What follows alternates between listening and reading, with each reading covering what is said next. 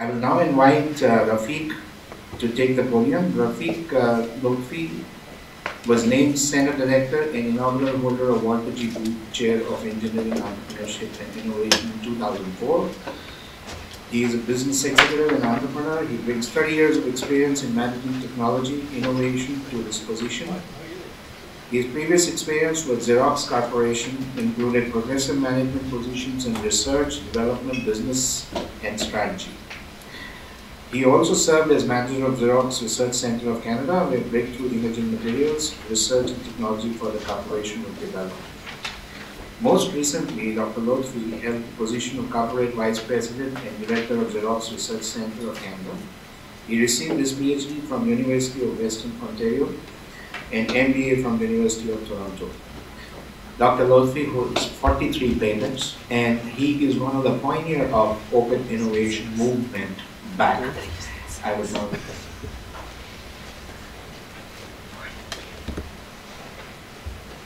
Can you see me?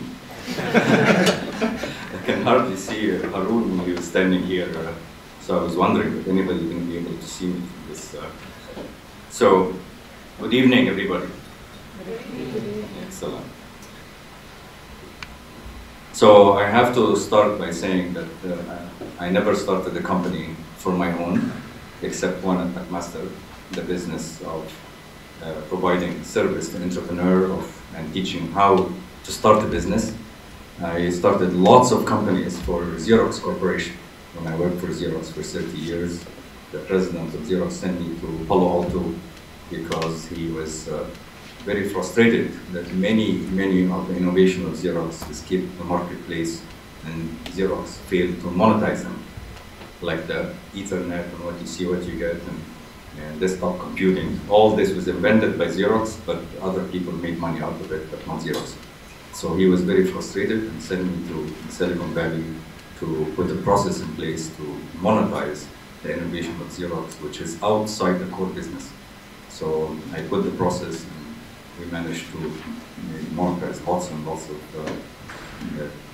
beautiful research ideas. And when I was at the Palo Alto Research Center, when we talked to researchers and find out what they are doing, and then we asked them, they say, oh, we're doing this thing which has the best in the world, nobody else has done it before.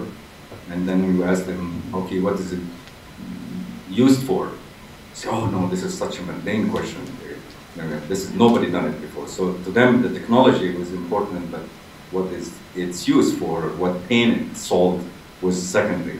And this is where we put now the business people to try to focus on the customer need and the pain point which these technology might be able to solve.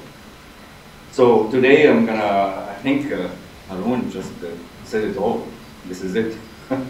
This is how you find a business idea, and it's a great way of doing it. I don't think I'm gonna add a lot more than what he said, but I'm gonna take a different tag on it, which I'm gonna start talking about the entrepreneur and what they do, and who they are, and then how they go about finding business idea, and maybe use Haroon's example to sort of verify the models. So, of course, entrepreneur, the Kaufman Institute, we have a very beautiful video that shows that entrepreneur, what they do is they give birth to companies. And as Haroon has done, is to give birth to companies.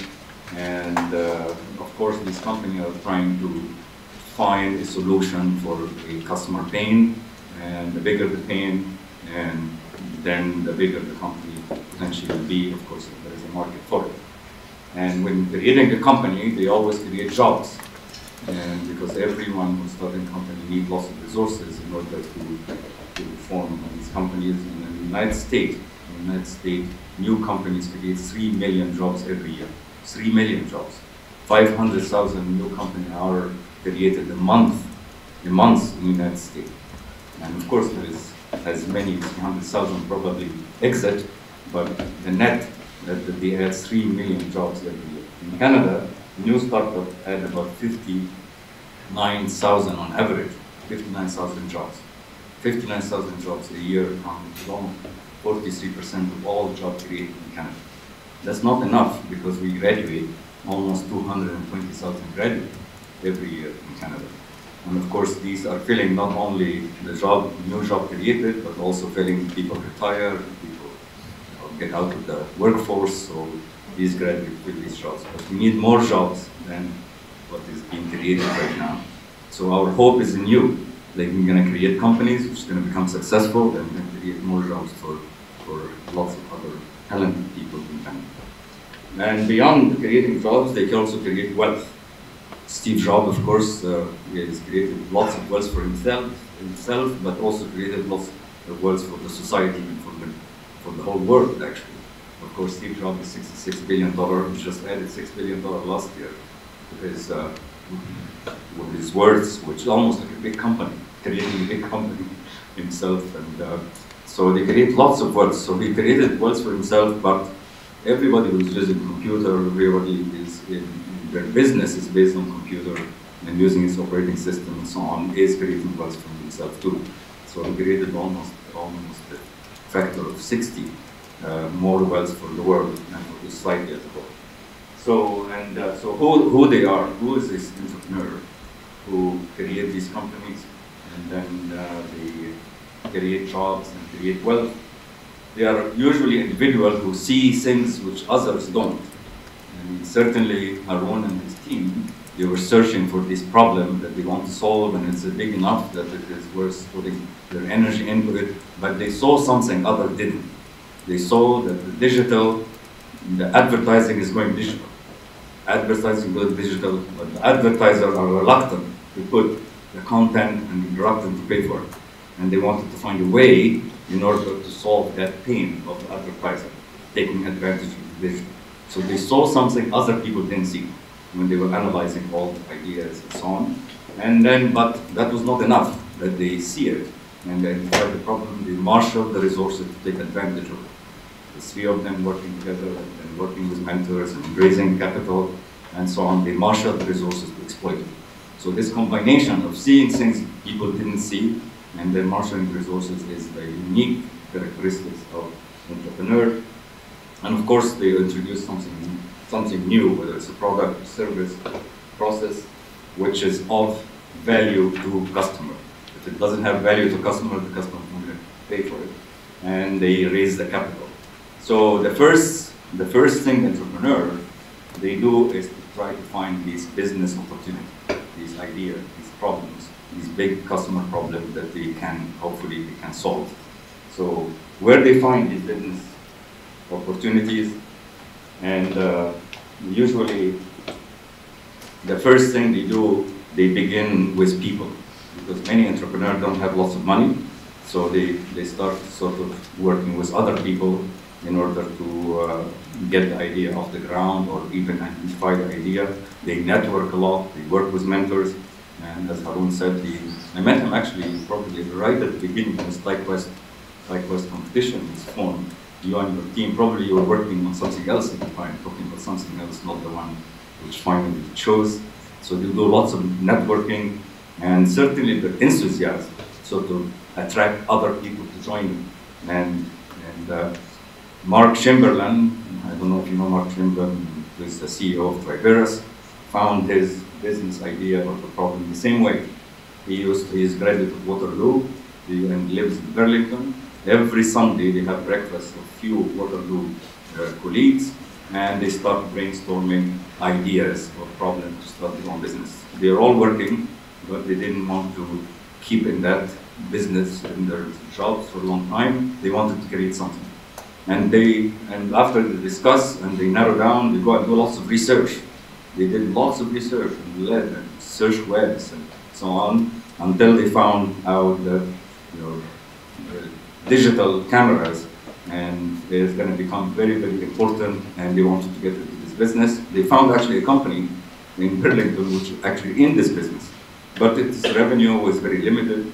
So Mark Chamberlain went to the owner of this company and he told him that I want to buy your company. He said, buy your company, how much money do you have? It was privately owned. He said, I don't have any money, but I will give you $200,000 as an option to buy. But I want to spend a year with you to shadow you all the time. to see what the business is like and what is potential. The guy was so intrigued. Somebody wanted to buy his company and doesn't have anything, and he's willing to give him $200,000 as an option to buy.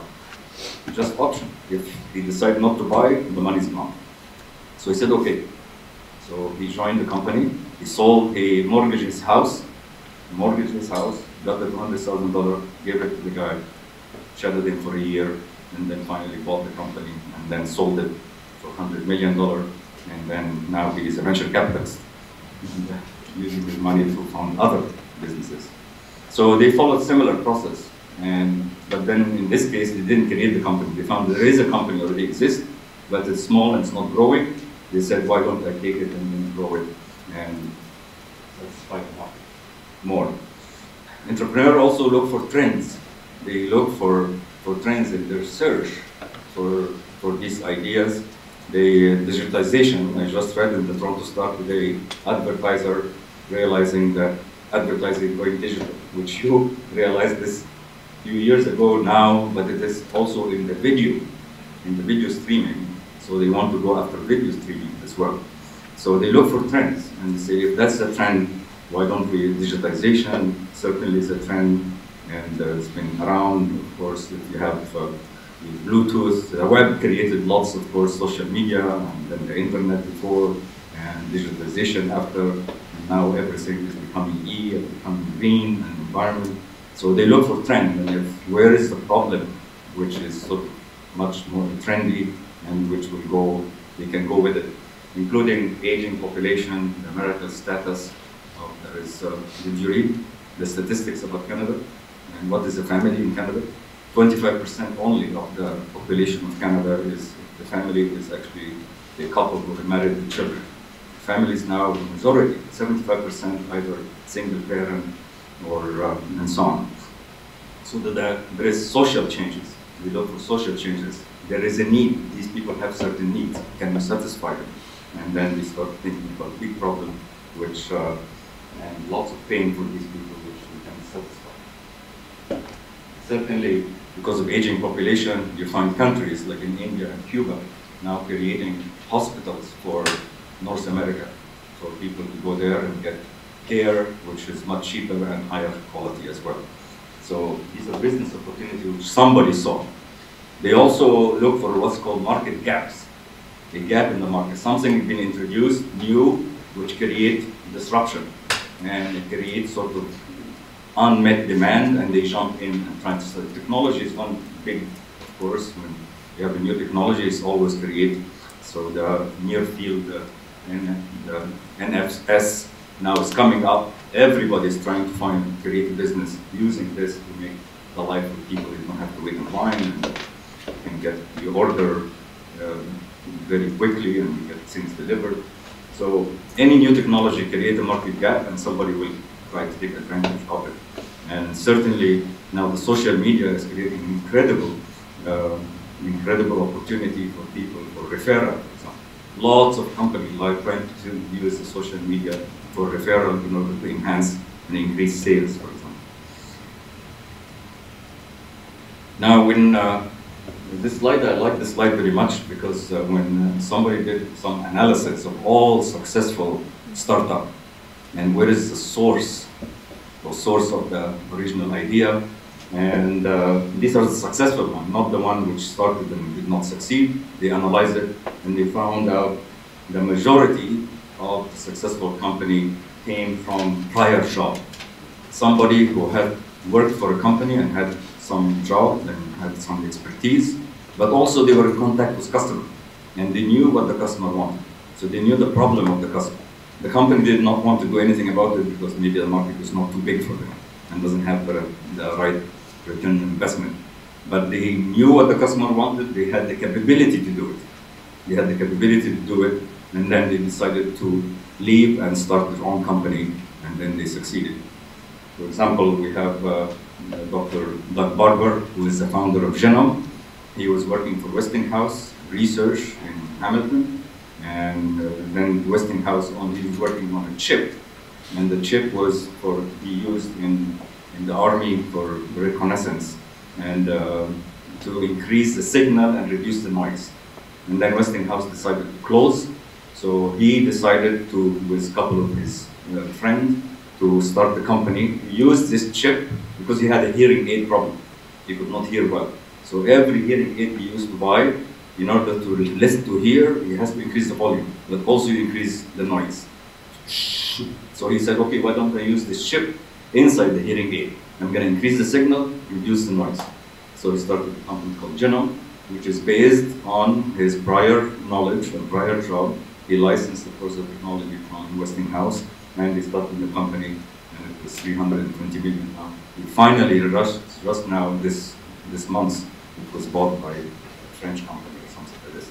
So now we're going to go after him because he's going to have lots of money. We can donate to McMaster or something. Everybody's going to go after him. So prior job is very important, which is another example is another graduate of McMaster, Mark Janoska, who was working for Newbridge for Terry Matthew in Ottawa, and they were doing design of chips, and then they go and take the customer requirement, they architect the chip, they go send it to the foundry, and then it gets sold in the telecommunication business. By talking to customer, they found that the customer want not only compression and decompression of the video, the audio signal, but also video signal. So they went and they told their boss, customer want this. He said, no, this is a very small market. So they decided to form a company, leave and form a company, and start to design and architect the chip to sell it to people. Again, prior experience, and then finding in contact with customer. Terry Matthew, when they told him they're leaving, he wanted to sue them. He said, I'm going to sue you. You're taking my ideas here, or my customer. They said, sue us, we don't have any money. Because they have no revenue whatsoever. If you sue them, what is going to get? Nothing. So he said, okay, I'm going to give you $1 million. I'm going to invest in your company. He invested in the company. After 6 months, they were bought by Cisco for $370 million. 6 months after. Again, prior job is what. Now, if you look at the end here, education institution, the sources of successful businesses is very low. Why do you think that's the case? Ruben, why do you think that? Anybody know why? Although research institutes usually have lots of technology and lots of talent, but as a source of successful businesses is not very high. What is the main reason, you think? They are focusing in technology. Pardon? Focusing in technology. Yes, yes. They are focusing more in the technology and how it is sort of state of the art, but they are not in contact with customer. They are not in contact with the customer and understanding what their pain is, which this technology can solve. So that's the problem. Universities are sort of separated from the market. And it's something which we are, of course, and OCE and others trying to correct. Of course, it's always better to have an idea that is a market pull than a technology push. The market pull is the customer has the pain and they're just ready. Just give it to me and I will buy it. And of course, lots of large corporations, whether it's Intel or Xerox or others, they're all very strong technology push. They have very strong research and development. We know what is the customer want, and they very hard to really, and it takes a long time and lots of dollars to eventually make it to the marketplace. The best is to have a market pull. Another thing which make a difference with your idea is just the vitamin, which is sustaining. This means I'm going to do it a little bit better, or it's actually disruptive. You can disrupt either from the low end or disrupt in terms of the market disruption. And these are called the blue oceans. You can be swimming alone. If low end disruption, this means that you can actually satisfy the customer need in a much lower cost and higher performance at the same time.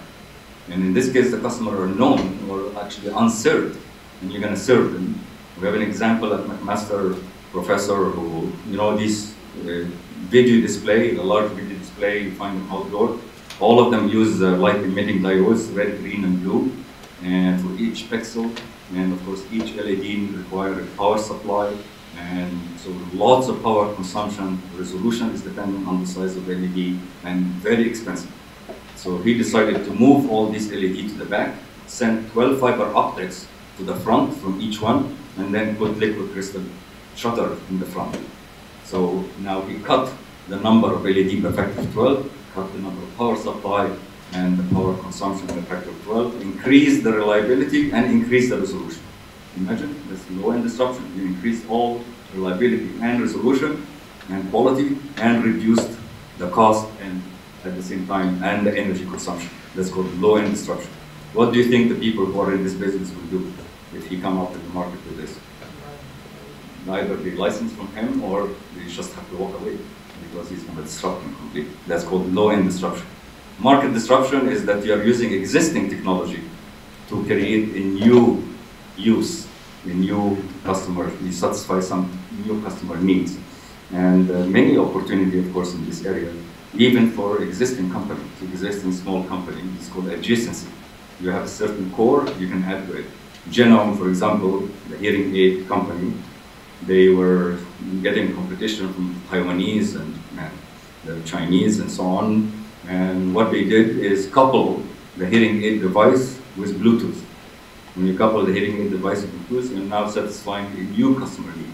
Not only the people with impaired hearing, but also the people who want to connect this device to the BlackBerry and iPhone and the like. And whether you have few competitors, if you have lots and lots of people competing, lots of people now competing in this referral business, using the social media to refer people. I ate dinner at this restaurant and I send broadcast to all my friends that they know that this restaurant where I enjoy it, so this restaurant get more sales and so on.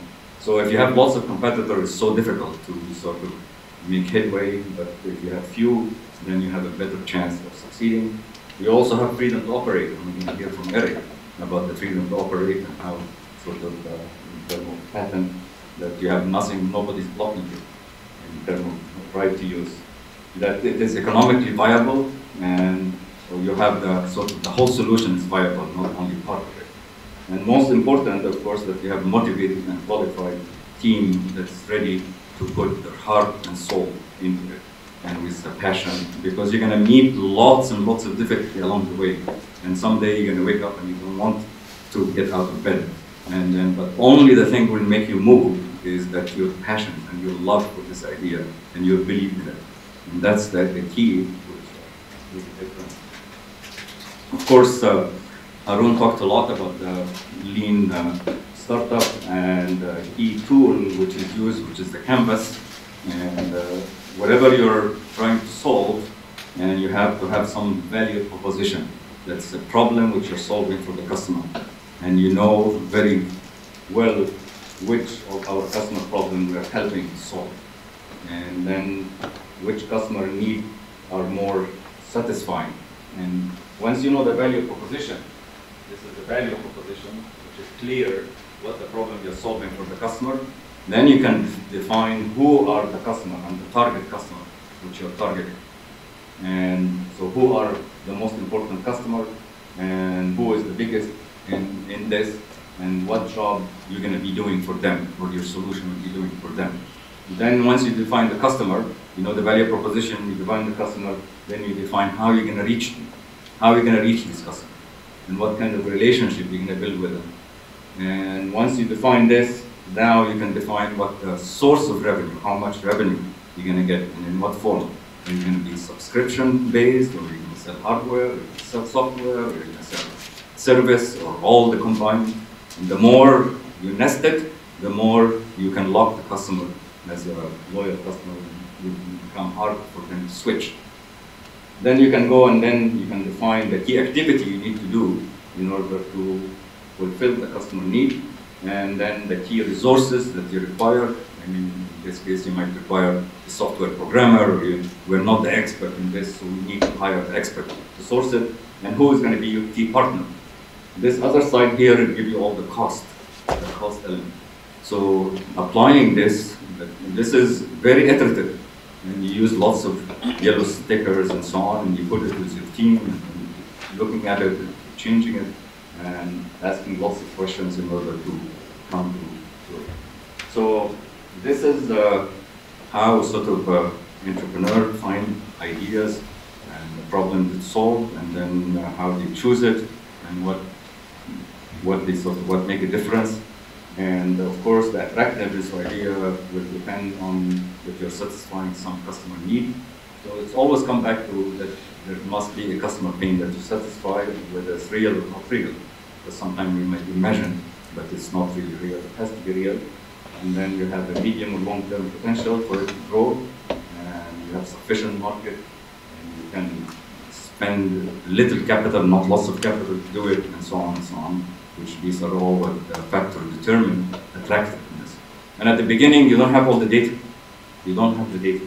But you can use this in comparison. If you have multiple ideas, you have so many in the bucket A, you can put them all, and then you can say high, low, in order to determine which among these ideas is the best.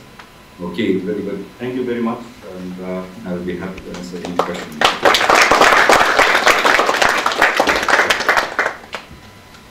Questions?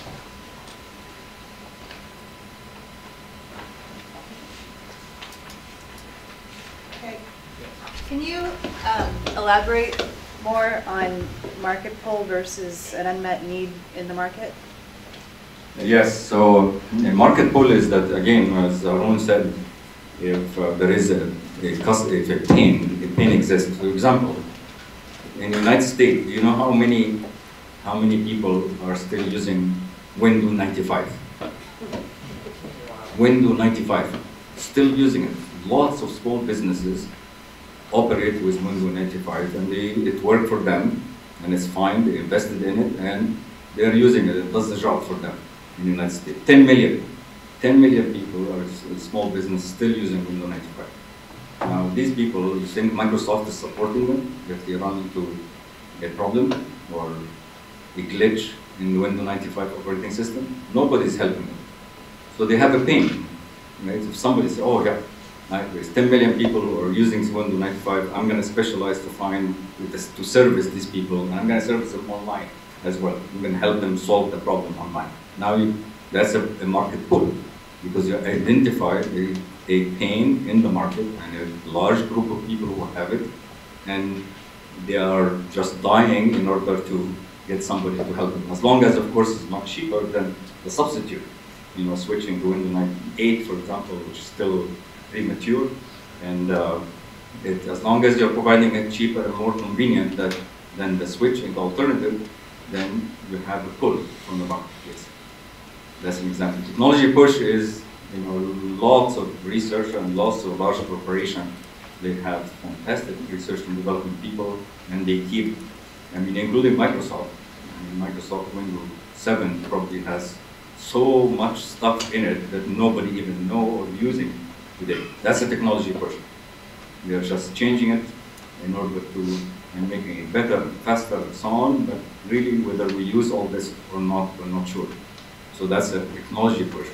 Of course, large companies have the capacity and the marketing muscle in order to convince you that you want it, for instance. So they push it all the time. Is that okay? Satisfy you? Okay. Okay, thank you. Any more? Hey, thank you.